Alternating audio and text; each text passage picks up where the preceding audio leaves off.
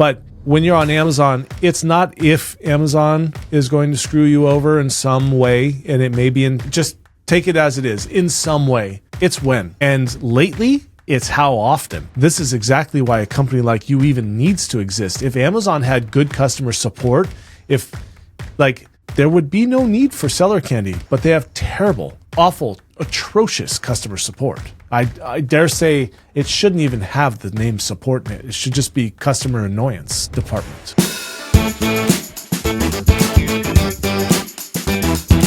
Hello, I'm your host, John Cavendish, and welcome to Season 3 of the Amazon Strategist Show, the show that's all strategy with no hacks, no silver bullets, and no magic pills, just real practical strategies to grow your Amazon business. Today, we have a very special guest, none other than Danan Coleman, founder of Ecom Triage, a company focused on keeping Amazon products healthy and profitable. Danan has over 15 years of experience in e-commerce with a very strong network, which is how I know him. Danan offers tailored solutions through 3 core services: review removal, which we're going to be talking about later, catalog defender, which we'll also be talking about, and he's also got an e-com business consulting. So Danan, welcome to the show. Thanks, John. Good to be here, and good to see you again. It's almost like we did this recently, huh? Almost like we did it last week, and it was pretty late at night, and I just had a baby, so it was the most all over the place podcast episode. Oh yeah, ever. that was definitely the weirdest podcast I've ever done, but it was awesome. Awesome. Well, go and listen to Danan's podcast. What's the name of your podcast?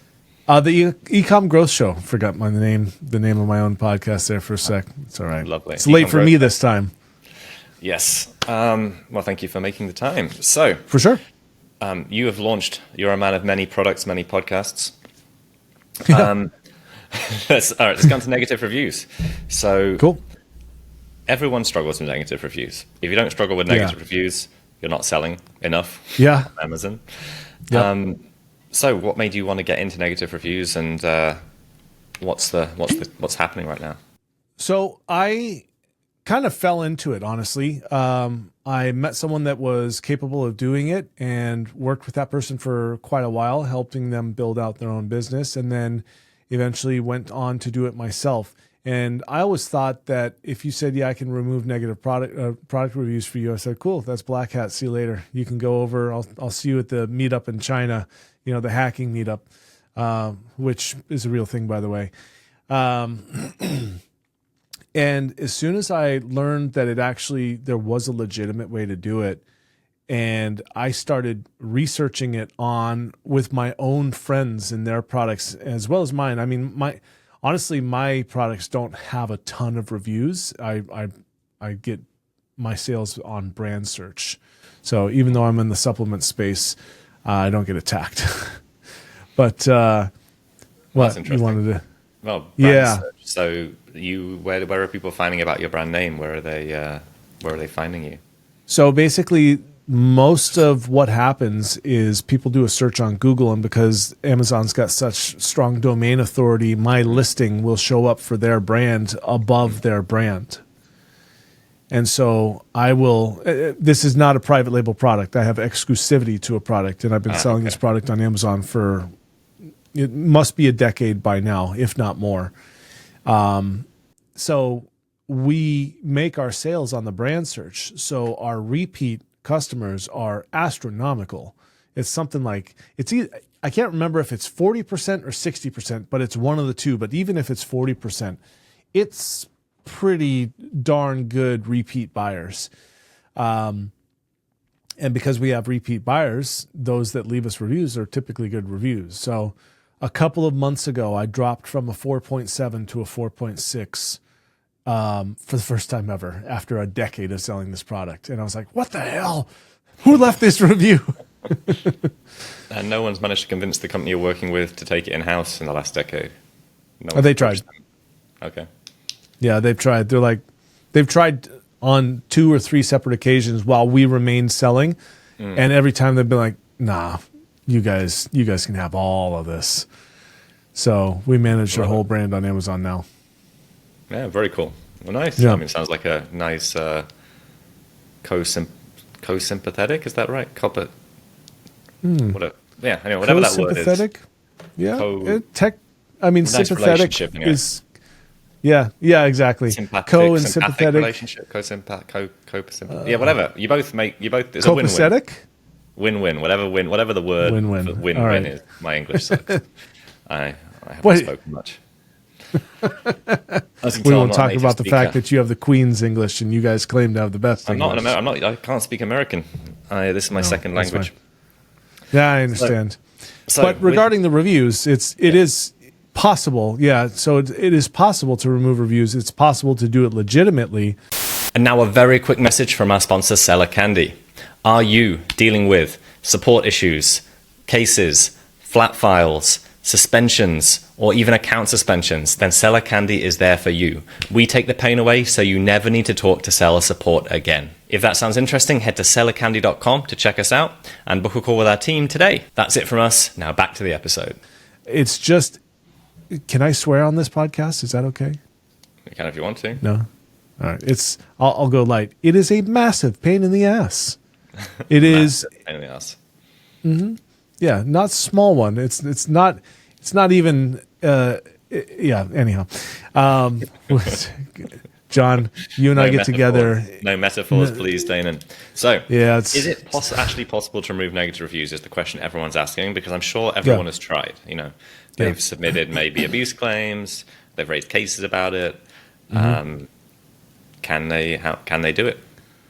It is possible. It's just a huge amount of work. The network that I utilize inside of Amazon is greater than any seller would be able to acquire themselves unless they dedicated themselves to the subject of finding every avenue possible. And like, it's been years. And at one point we had nearly 20 teams, 20 different teams at Amazon that we communicated with about reviews. And we're down to 9 teams now. So it's actually gotten harder to do. And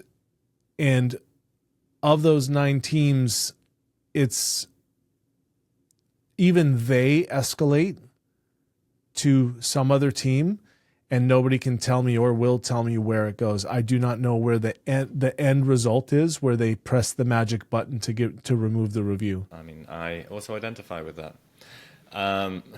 So what kind of reviews can be removed? So there's 2 kinds. There's the obviously non-compliant against Amazon's terms of service and community guidelines, and then there's the fraudulent ones. So Amazon publicly stated that they've prevented hundreds of millions of fraudulent reviews, but millions still get through their filters, right? So when it comes to, I'll cover the non-compliant ones that are easier to spot and remove. If you just look at the community guidelines and then compare the community guidelines to what's written in the review, you can pretty much discern whether or not it is a TOS compliant review. And like I said earlier, I have gone on a mission to deep dive into everything. I've found about it's either 9 or 10 additional policies and posts from Amazon specifically having to do with reviews and what's allowed in them and their purpose and what they should and should not be. And so, spoiler alert to the end here, I trained a GPT on all of this so that you can put your reviews in there and one at a time and see is this compliant or not and get an answer. Should I give them the link for that now? You share the URL for that. I'm sure everyone would love to use your GPT. Yeah, so it's reviewgpt.ecomtriage.com, and that'll get you access to the GPT that I built. It's in beta, so if you find me on LinkedIn, please let me know what successes or failures you're having with that GPT so I can improve it. It's something I plan to continue to iterate on.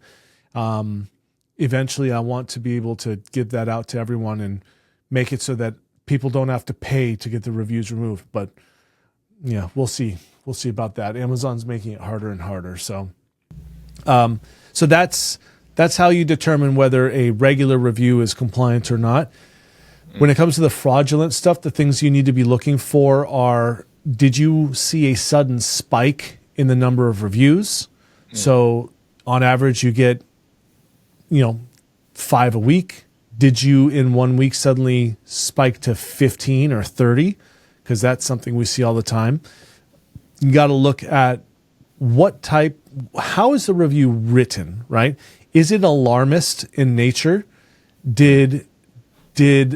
Are you selling socks and the review says it nearly killed my cat because it started to unwind and the cat got stuck? And just these wild stories. I've seen the craziest stories. I can imagine. Yeah. And then look at the other reviews that reviewer has done. So you can click on any reviewer's name, and unless they hide their posts, which some do, you can look at their past reviews.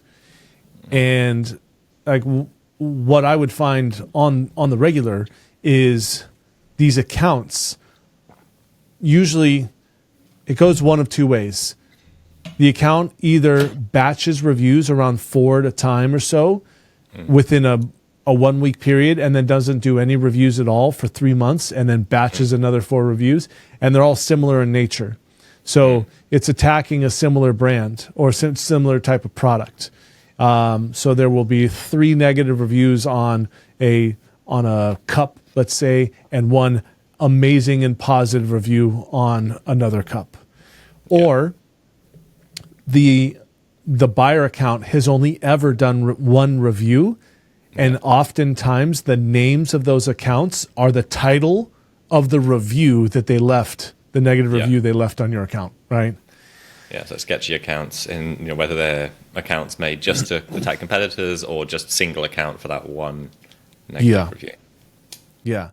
And the unfortunate part is that Amazon puts a heavy weight on negative reviews. It is totally bass-ackwards, if you ask me. Because an angry person, in marketing, it's a known fact that an angry person will tell 10 people how unhappy they are, but a happy person will only tell 1. And so they've got the weighting wrong. Because you see these accounts that they've got 700 5-star reviews and 120 1-stars, and they're sitting at a 4.2.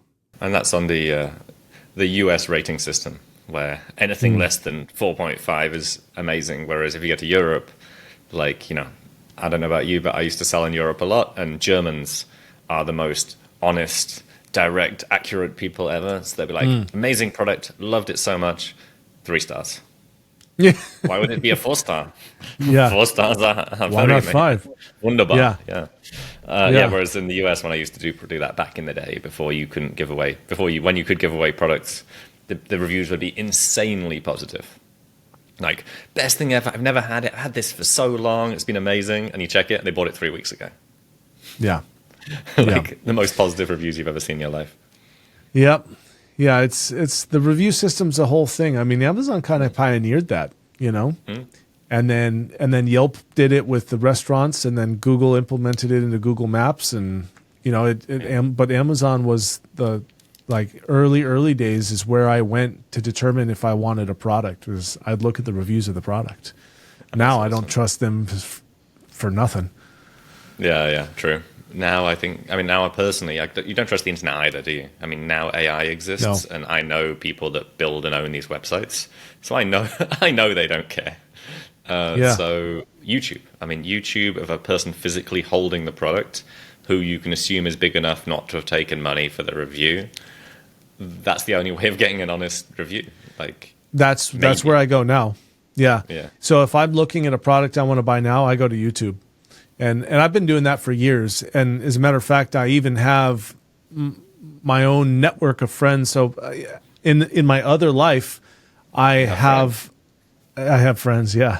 But no, I have a network, a network of off-road and adventure people. Okay. Yeah. And so there's a group of 5 of us. We're all YouTubers in the adventure space. And you have to be able to tell, and we're sponsored. My Rover has gear on it that's sponsored to me, right? And I did videos on that stuff. Now, it just so happens that I love the gear that I have on there. But you got these companies that pay these guys $1,500 to $2,000, $5,000 for a video, and they'll leave a glowing review, and you can't tell that it's sponsored. And they get free stuff. Like I'm an Oppo ambassador now for the phone company because I wanted to get an Oppo phone. I bought it, and then I saw they wanted ambassadors, so I joined. And like, yeah, I mean, I see all the other ambassadors. They're people who, I'm judging now, they're fine, but all the reviews are amazing, you know. And in the ambassador agreement is that you can't leave negative feedback, and the product is great. It's not the best. It's not the perfect product. It's probably the best folding phone out there right now.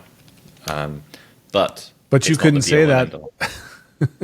Yeah, you can't say it's okay. I want to go back to my iPhone. You can't say that. Yeah, because I was bored of iPhone. Apple have innovated so little, but the product is so polished. Like the product is so polished. So yeah, ups and downs of different things.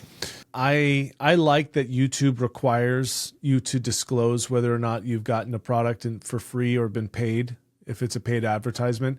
I mean, look, Amazon did that in 2015, 16, something like that. Maybe it was 2017. You know, first they said, well, you got to state that you received this product for free in exchange for your honest feedback. And that lasted, I don't know, a year. And then they said, "Oh no, you can't." No, you wouldn't get free products if they left negative reviews.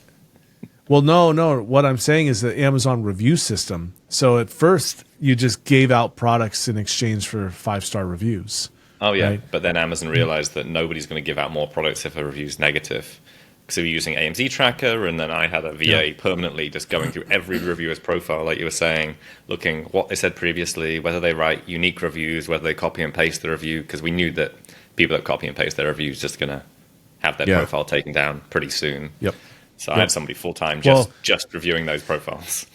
Yeah. During 2016. So, little funny extra thing that's not funny at all. It's actually terrible. But, you know, I've had the opportunity to look at and monitor hundreds and hundreds of accounts, right? And occasionally you'll get an email from Amazon saying, hey, on this ASIN, we removed a review that was associated with a bad actor, and so don't you worry, we removed it. I have never once, not a single time in tens of thousands, probably hundreds of thousands, because I'm monitoring something like 100,000 reviews now. Never once has it been a negative review. It has only ever been a positive review. Mm-hmm. Interesting.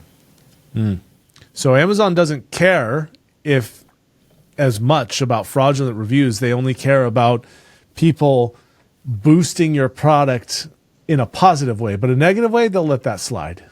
That sucks. It does. And I have found the most overwhelmingly obvious fraudulent accounts too. It's just crazy that they even exist. Yeah, so from this, so say you are monitoring 100,000 reviews and 10,000 of them are negative, or is these 100,000 all negative? They're all negative. Okay, these 100,000 negative. Yeah. Of the ones that are TOS, not TOS compliant, TOS non-compliant, what percentage of those do you think can actually be removed? It actually depends on a lot of factors. My best success are people that have a lot of reviews across multiple products. And to give you an average, I can remove about 5 to 10% of the total number of critical reviews. But what I'm seeing lately is that if you've got 100 or 100 or less critical reviews, the chances of me getting 5 reviews removed on 100 are not fantastic. It's probably going to be like 2%, 3%, something like that. But at the same token, I also have accounts where I've gotten that had like 34 reviews and I got 4 removed, which was crazy awesome for that brand, So, it's because I am dealing directly with Amazon. It's a total crapshoot. The best thing is persistence. Yeah. I identify with that. That's what we do all day, every day. I know. Like, you and I are basically in the same business. We just handle different problems. Yeah, and I do not envy you for the problems that you are handling. Dude, I don't envy you either. Oh, well, thank you. Let's not envy each other. Yeah. Awesome. So, as well as negative reviews, you also have Catalog Defender. Can you tell us a little bit about that? Yeah, so this I'm super excited about. So my buddy Mark and I have been building this out for months. And basically what we do is we monitor ASINs for critical issues. And right now it's in Google Sheets. You can see all of your ASINs and all of your critical issues just listed out in one spot. You filter on the ASINs that have an issue, and you just have a list to just chunk, go down and handle those things. Depending on the type of issue, we'll give you a template that has all the data in there that you can send to Amazon. That's just based on what's worked in the past. So a perfect example of that would be split reviews, right? When you've got split reviews, you want them all aggregated so you're not showing a 3.7 on one product and a 4.8 on another, and then you're just not selling any of that other product because it's 3.7, you know? But we're looking for things. I suspect your next question is likely going to be, what are we checking and what are we seeing, right? That would be my question. So, yeah. Definitely my question. Yeah. So we see a lot of orphaned ASINs, so child ASINs being split away from the parent. Split reviews is a huge one. Buy box not qualified is a big one. Text or emojis or words that are not allowed by Amazon to be in the PDPs, the product detail pages, we're detecting that. So we find a lot of emojis, especially. We're checking for the correct language. So, for instance, if you're selling in France, this is a real issue that one of our clients has constantly.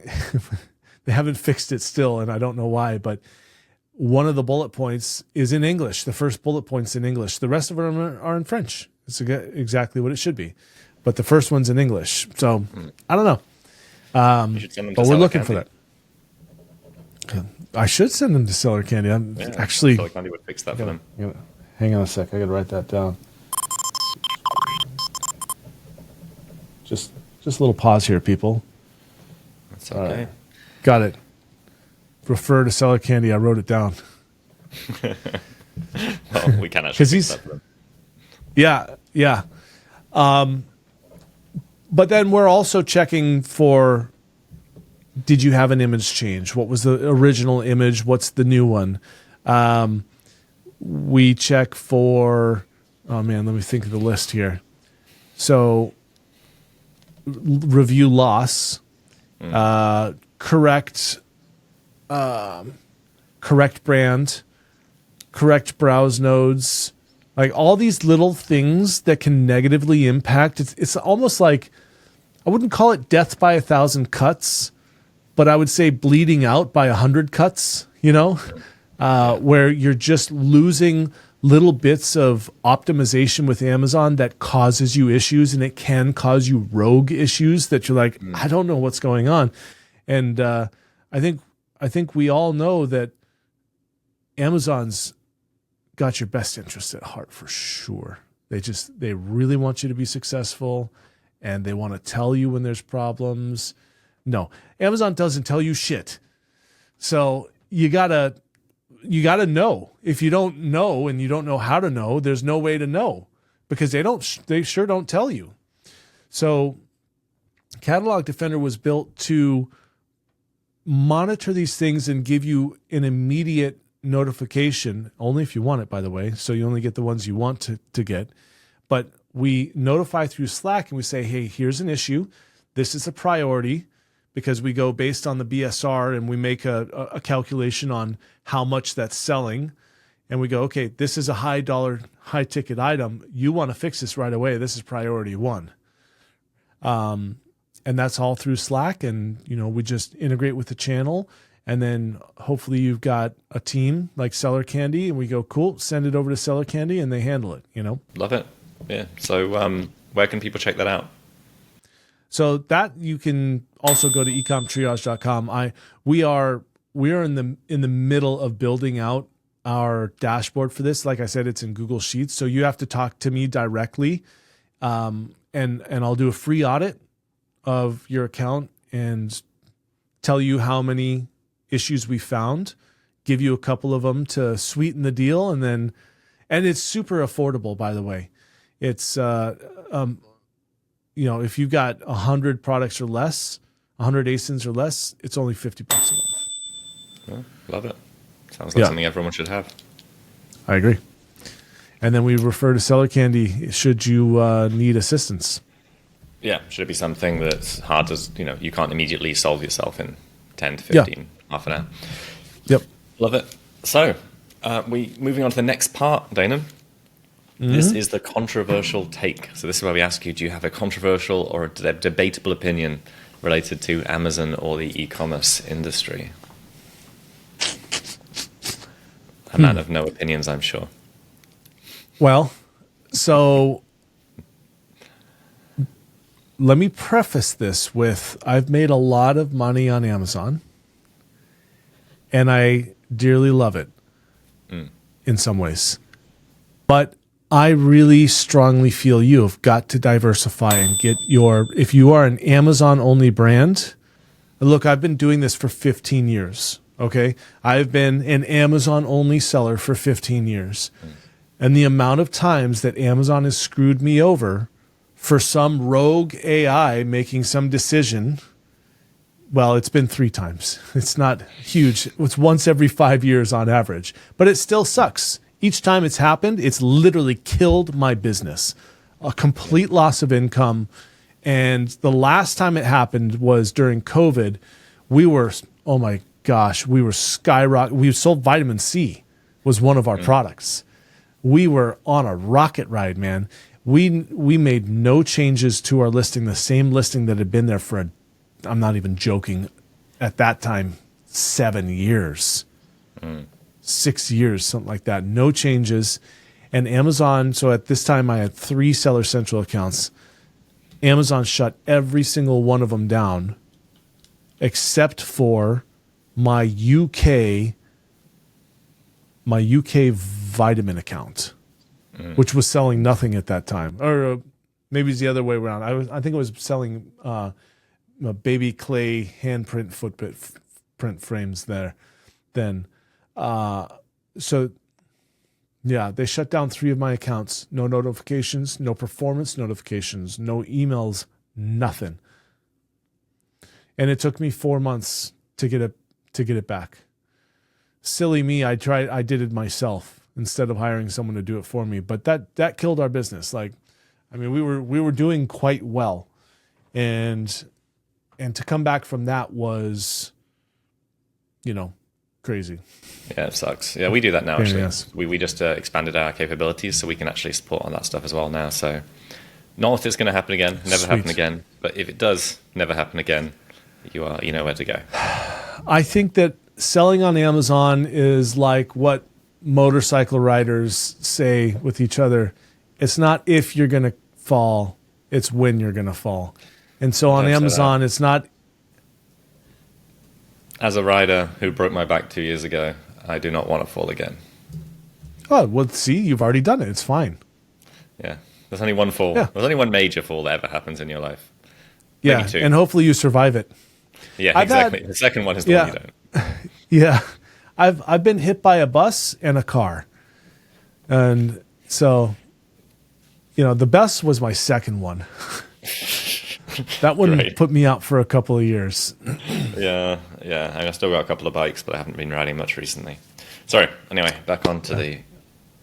But yeah, I agree. So diversify. I like it. Yeah. Because, back to the motorcycle analogy, because I actually just want to talk about motorcycles. But when you're on Amazon, it's not if Amazon is going to screw you over in some way, and it may be but just take it as it is, in some way. It's when. Yeah. And lately, it's how often. This is exactly why a company like you even needs to exist. If Amazon had good customer support, there would be no need for Seller Candy, but they have terrible, awful, atrocious customer support. I dare say it shouldn't even have the name support in it. It should just be customer annoyance department. I mean, we have a slide in one of our educational webinars, the one we're going to do together eventually, which has feedback from I think it's the Trustpilot page or whatever for Amazon, and it's diabolical, gives you ulcers. It's crazy. Yeah, kind of like the sugar-free Haribo gummy bear 1-star ratings. You ever seen any of those? I love those. Yeah, and that's one of the classics. One of the classics. That is a classic. Yeah, I actually use amazing that stories. for example. Wants to have a laugh. You should look at the good sugar-free gummy bears and just read the stories. I think it's just creative writing, but it's amazing. It is. Yeah, and you know what? I actually use that for examples of what types of negative reviews are not allowed that are still there from who knows how long ago. Because they're funny and they help convert. Like, actually, that's a conversion tool. People buy them as a joke gift now because in that case, case, you want to for sure. But if I'm, I would not want that to be the driver of my product if I'm trying to sell, I don't know, spoons or something like that. It depends what they're for. I mean, it depends who's buying the spoons. I guess so. And there's a niche. There's a niche for every product. And when I think of spoons, I think of, I can't say this on the show, but what other illicit activities people use spoons for, and how you could rank best for those keywords. Everyone's targeting the standard spoon market. All right. So, thank you, Dane, and thanks for being here. If people want to reach out to you, what's the best way of connecting with you? So you can connect with me on LinkedIn, but the best way to connect with me is actually just to go to my website and schedule a time with me. You can schedule a 30-minute meeting, and if you want to talk about reviews, we can talk about reviews. You want to talk about Catalog Defender, we can do that. And if you want to just talk about where you need help, we didn't go into my consulting. I don't even really charge for it. It's more so like, hey, where does anyone? I just want to help the person that's in front of me. With a network such as ours, you and I have nearly a decade-long network within the Amazon space. We know a lot of people and a lot of solutions, and we have a lot of data, so we can help a lot of people really quickly and just shortcut the bullshittery into a solution. You know what I mean? So anyhow, website is probably the best, but always LinkedIn as well. Thanks, Danan. So thank you for being here. If you enjoyed this episode, please like or just follow the episode, because that helps us go up the rankings. If you have any comments or questions, please feel free to email us, either at Seller Candy or at the Amazon Strategist Show. And see you next week. Thanks for watching and listening.